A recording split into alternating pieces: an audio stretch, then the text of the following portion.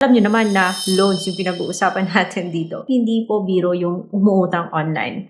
Kaya in today's video, pag-usapan natin si GoPeso, buong marireceive. Receive agad if approved. Pwede daw umutang na up to 50,000 pesos, depende sa system. Pero, isip-isip muna mga beshies ha. And to help you with that, may mga screenshots akong ipapakita sa inyo. Ayun na nga guys, si GoPeso yung blue and orange or black and orange, and it's under Sumulong Financing Incorporated, which is SEC registered po. Kaya last time nung ginawan ko siya ng video, I feel like with a lot of confidence nag-comment siya dun sa video ko. Legit daw siya ha? Well, okay. Legit pero okay ba? Papatulan mo ba yung interest nito?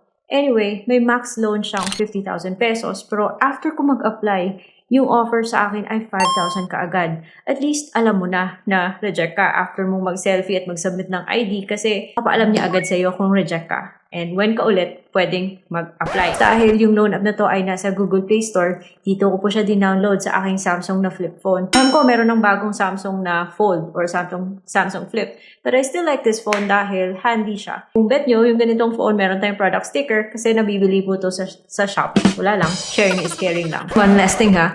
This video is not sponsored and it is based on my personal experience. For educational purpose na po yung video natin and should not be taken as financial advice. At kung malaki naman yung chance mo na ma-approve, magkaka-offer ka agad after mo mag-selfie. Offer ko was 5,000 pesos. Konting comment lang ha, na Google Play, naka-display po na 50,000 pesos max daw. Pero sa app, may lumalabas na 90,000 pesos. Ano ba talaga? Nakakaluto rin naman yung may ganito, no? Dapat makorekto. Anyways, going back dun sa 5,000 na offer niya, okay naman na magsimula sa 5,000 or kahit na 1,000 muna. Basta, maganda yung term. Guys, ito na yung juicy na part. Nakaka-tempt siya when you see 2 terms. Pero wait muna mga beshi, wait lang po. Sa gitna, may total amount due at obvious ng 7 days lang siya.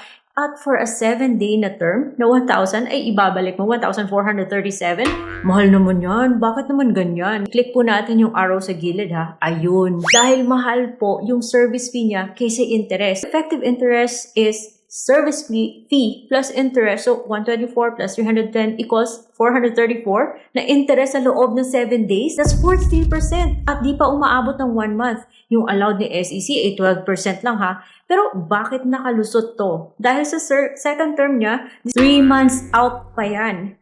And uy, harap-harapan tayong niloloko ha. Dahil second payment na yan, nagmumukhang what? 10%? 12% per month? Lol. Kung titake mo yung 5,000, babayaran mo 7,178 sa loob ng 7 days and yung 37 pesos na second payment ay free. In fairness, transparent siya at hindi po siya auto-disburse. Kailangan mo i-click yung submit, which means nag-a-agree ka sa loan agreement niya. After mo maklik yung submit, marireceive mo siya sa GCash mo.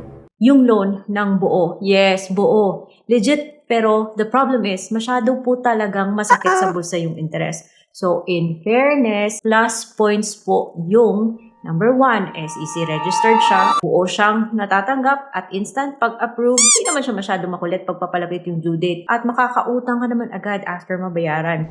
Pero, uulit ka pa kaya?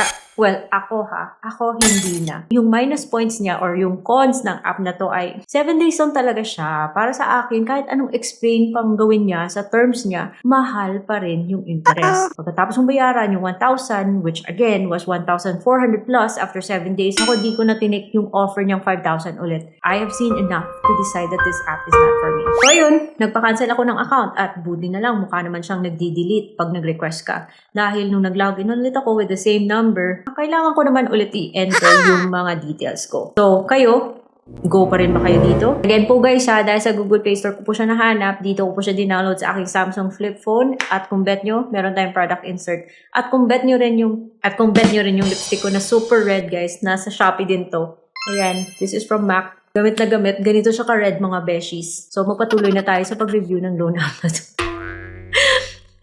Well, nasa inyo na yan kung i-go nyo pa rin. Kasi take note na yung mga IDs na tinatanggap niya are PhilHealth, TIN, Passport, SSS, PRC, Postal, and Voters ID. Pero mas prefer niya na National ID, UMID, or Driver's License. But, na-approve naman ako nung SSS yung sinabit ko. Pipicturean mo yung ID tapos magsi-selfie ka. Kailangan niya daw 2 reference and optional lang yung pag-submit ng Facebook. Hindi ko naman sinasabing umutang kayo or wag dito sa app na to dahil nasa inyo pa rin yung desisyon. Pero yung masasabi ko lang, pag emergency na wala ka talaga malapitan at kung alam mong mababayaran mo to sa due date, then go. Again, nasa inyo yan. Dahil yung mga apps na SEC registered are usually also required na mag-submit ng data sa CIC or Credit Information Corporation. So yung mga data, like di tayo nakabayad or na-late tayo sa pagbabayad, ay most likely makaka-affect sa ating future loan applications. Kaya lagi pong mag-ingat sa paggamit ng mga loan apps like this.